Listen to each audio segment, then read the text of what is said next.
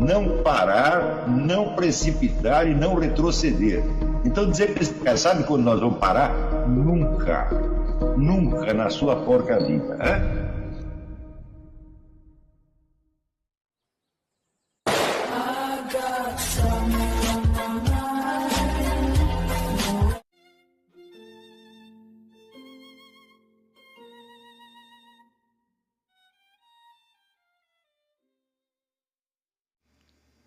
E aí pessoal, tranquilo? Então vem aqui antes do vídeo começar, pedir para vocês se inscreverem, quem não for inscrito, compartilhar, curtir, comentar. Quem puder seja membro do canal, que isso ajuda bastante. Tem também o link do Apoia-se. Quem puder ajudar nosso canal e apoiar financeiramente vai ser muito bem-vindo. Mas o mais importante é transmitir o conteúdo e os conhecimentos do professor Olavo de Carvalho para mais e mais brasileiros. Então compartilhe e ajude aí nossa causa. Muito obrigado a todos os membros, apoiadores do canal. Fico muito feliz. Tenho certeza que a gente está no caminho certo. Então fiquem com o vídeo e até mais. Valeu!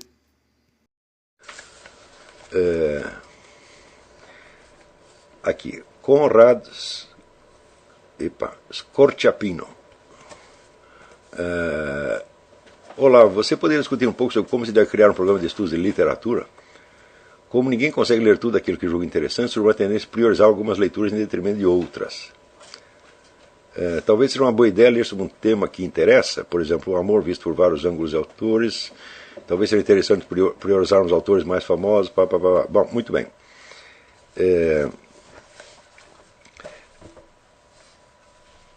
Aqui nós não temos um programa de estudos de literatura, mas temos algumas sugestões de leitura que serão consideradas indispensáveis. Não como estudo de literatura, nós não vamos estudar literatura, tá certo? O que nós vamos fazer é nos beneficiarmos da literatura como um instrumento que realiza precisamente a finalidade para o qual ela existe, que é tornar a experiência dizível. O que os escritores fazem não é nada mais, nada menos, do que pegar a experiência direta, né, conservá-la na memória da melhor maneira possível, tá certo? Na memória e na imaginação, na fantasia, e verbalizá-la, quer dizer, tornar moeda corrente, através das palavras, certas experiências que, caso contrário, estariam fechadas numa espécie de cofre individual incomunicável. E através da aquisição, vamos dizer, dos instrumentos de verbalização destas experiências, né, que os escritores foram registrando, nós vamos adquirindo, né, um repertório de instrumentos para nós expressarmos a nossa experiência.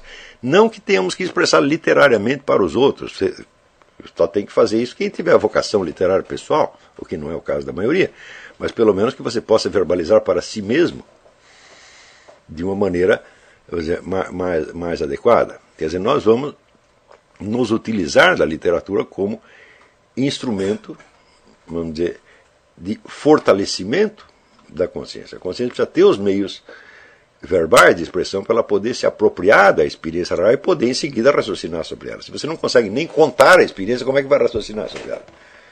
Não é isso? Então, por exemplo, quando você lê aquelas primeiras páginas absolutamente memoráveis do Proust, Em Busca do Tempo Perdido, tá certo? Onde ele descreve o que acontece para ele quando ele vai pegando no sono. Não é isso? Então, aquele estado crepuscular em que você fica na passagem da vigília para o sono, naquele momento acontecem coisas extraordinárias. Você, inclusive, tem às vezes, percepções muito importantes naquele momento, né? Mas fica difícil você recuperar aquilo porque você não tem como descrever. Agora, se você já leu Proust, você já sabe mais ou menos como é que aquilo acontece. Então fica mais fácil você acompanhar o que está acontecendo. Está entendendo? Então, o que se deve esperar dos escritores é simplesmente isso, que eles verbalizem aquilo que o Saul Bellow chamava as impressões autênticas. Porque o mundo está cheio de pessoas que têm opiniões, ideias, etc, etc. Que eles chamam os intelectuais, né? Os intelectuais vivem dando ideias, né, que já não serve para nada. Mas tem algumas pessoas que, em vez de fazer isso, o que fazem? Elas registram e expressam impressões autênticas. Então, esses são os verdadeiros escritores. É para isso que nós temos que lê-los. Tá certo? O estudo específico, o estudo especializado da literatura já é outra coisa. Tá certo? Ele pode, inclusive, alienar você da verdadeira utilidade da literatura. Está compreendendo? Porque, você veja, um mecânico de automóveis pode jamais ter um carro. Enquanto mecânico, ele só conserta o carro dos outros. Ele pode jamais desfrutar do automóvel. Está entendendo? Então, o sujeito que compra o automóvel sem entender nada de mecânica e sai dirigindo, ele está desfrutando do automóvel, dos benefícios do automóvel. Né? Mas você pode entender tudo de mecânica sem jamais você fazer isso. Então, nós estamos aqui como o sujeito que comprou um carro e não como um mecânico. Claro que nós precisamos do mecânico, evidentemente. Tá certo? Então, quer dizer, os estudos especializados em literatura também têm a sua utilidade e terão para nós, por exemplo, muitas vezes, ao ler um autor antigo, tá certo? As formas que ele usa, o vocabulário que ele usa, eles são difíceis de nós termos acesso, então tem que ter um estudioso especializado que nos ajude a entender aquilo. Mas a finalidade com que nós vamos ler grandes obras de literatura não é a finalidade especializada do estudioso de literatura, tá certo? Mas apenas do consumidor qualificado. Só que nós somos um consumidor qualificado que nós vamos dar uma segunda utilidade para isso. Quer dizer, aquela experiência que for absorvida através da literatura e a nossa própria experiência que for esclarecida através do hábito da leitura dos bons escritores, tudo isso em seguida será trabalhado criticamente no nível já de análise filosófica, que é uma coisa que o leitor geral não precisa fazer, mas que nós vamos fazer. Ou seja, nós não queremos apenas aprender a expressar a nossa experiência ou assimilar a experiência alheia, tá certo? Mas nós queremos aprofundá-la criticamente, tá certo?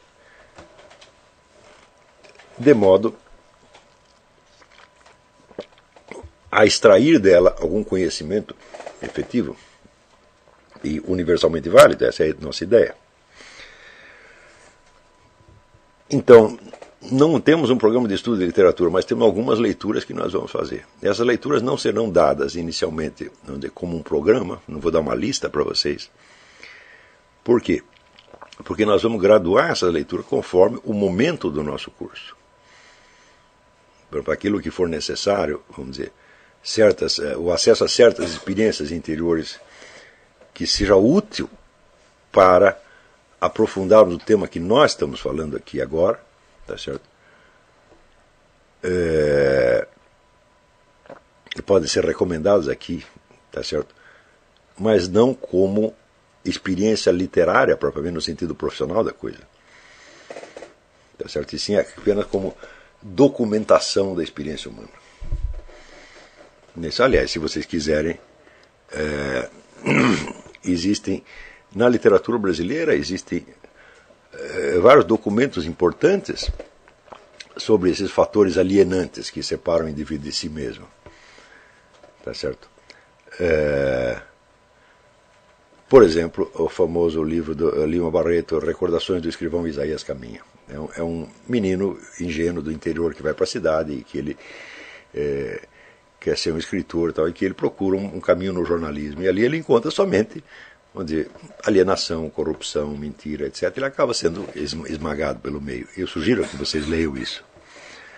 Um outro livro da literatura brasileira, também interessante, é O Feijão e o Sonho, de Orígenes Lessa.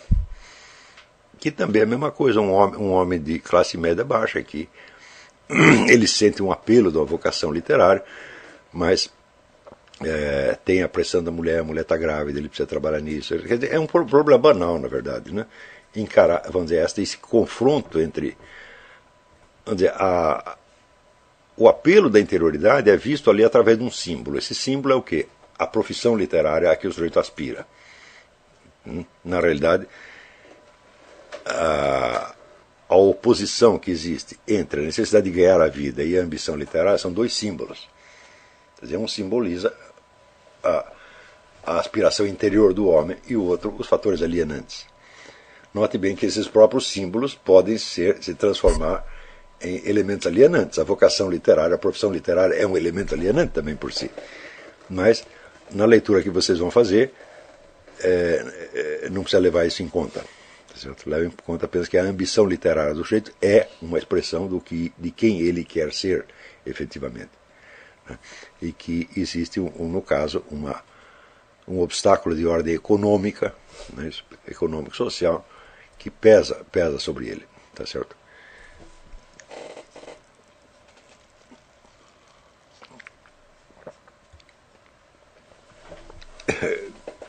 Em parte, você vê que o simples fato de você colocar a profissão literária como algo que é antagonizado pela situação econômica já é uma maneira alienada de ver.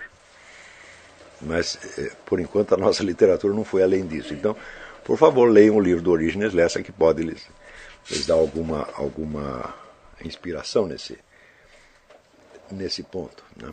Eu me lembro que, logo depois de ter lido este livro, eu era muito jovem quando li o livro,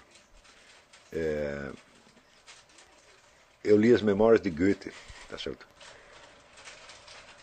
E Goethe era um sujeito que achava assim, nós temos que cumprir todas as nossas obrigações para com a sociedade, porque nós temos que ser superiores a ela e não inferiores.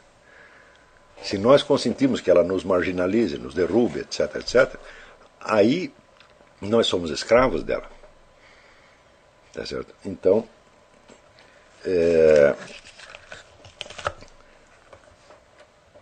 eu me lembro que nessa época eu tinha uma amiga, era uma moça muito bonita e que era muito dada, né? Ela ia para a cama com todo mundo. Então. Não estou criticando, não. Eu adorava ela, achava excelente, menina, bom coração. Então. E lá pelas tantas ela ficou grávida de um sujeito, né? E o sujeito decidiu que não ia assumir o filho, não ia dar ajuda nenhuma para ela, porque ele queria seguir uma carreira artística. Então ele achava, não, se eu for assumir essa responsabilidade, acabou a minha carreira artística, né? Bom, eu sei o seguinte, passaram-se, né, 20 ou 30 anos, o cara não teve carreira artística alguma, tá certo? Que o garoto já está adulto. E, enquanto isso, eu, naquela altura, já tinha, eu creio que tinha 4 ou 5 filhos, né? E eu pensava assim, eu tenho que fazer exatamente o contrário desse sujeito. Quer dizer, eu vou ter que cumprir todas as minhas obrigações, custe o que custar. Claro que eu sempre estava abaixo delas, sempre estava devendo dinheiro, sempre estava atrapalhado, mas eu não posso fugir delas, porque se eu fugir delas, eu vou ser um fracote. E se eu for um fracote, o que interessa a minha bela produção literária? Está entendendo? Vai ser apenas uma fuga. Então, eu nesse tempo eu tinha muita amizade com o Dr. Juan Alfredo César Miller, e o Dr. Juan Alfredo César Miller era um sujeito goetheano, né? A ética que ele seguia era do Goethe, né? Baseado em 3 coisas. O homem deve ser digno, prestativo e bom, né? E o Dr. Miller era a encarnação dessas 3 coisas, era digno, prestativo e bom. Então, lendo ali Goethe, eu vi e falei, pô, isso aqui é importantíssimo. Você não pode fugir das suas obrigações sociais, nenhuma. Claro que às vezes você cumpre imperfeitamente, mas você não pode fugir delas. Porque se você fugir, você se enfraquece. E se você se enfraquece, é aí que você se torna vítima inerme da pressão. Tá entendendo? Então você tem que se esforçar para você ser tentar fazer o máximo para que você seja mais forte do que a pressão da sociedade, não mais fraco. Jamais uma vítima. Né? Já vai dizer, eu gostaria de estudar, mas eu não tenho tempo, eu tenho que trabalhar. Fala, é vagabundo, tu vai trabalhar, estudar, e vai pagar todas as tuas dívidas, sustentar tua família, não me enche o saco, e você vai estudar de noite, e se vier com reclamação, vai levar porrada. Porque eu não tenho dó de você, porque eu sempre fui um sujeito pobre. Eu nunca tive quem me ajudasse, pô. Eu tive que fazer tudo isso sozinho e fiz. Se eu, que sou um merda, fiz, por que você, que é um gostosão, não pode fazer? Tá certo? Então não vem querer que eu fique com dó com você, não vem dizer que você não tem tempo de estudar. Porque se você estudar meia hora por dia, todos os dias, você vai virar um erudito. Eu nunca recomendei que ninguém estudasse mais de 3 horas por dia. E mesmo que você tenha o tempo todo livre, estudo é 3 horas. O que passar disso você não vai assimilar. Né?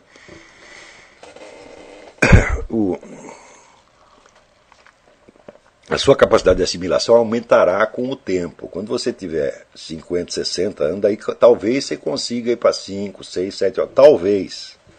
Antes não. Né? Então não se trata de você estudar muito. Tá certo? Se você tivesse 10 horas livres por dia, quanto você iria aproveitar? Eu sempre me espantei com esse negócio, né, de horário de 8 horas de trabalho. Porque eu sei que dessas 8 horas você trabalha meia hora ou 1 hora só. O resto você perde tempo, realmente. Então,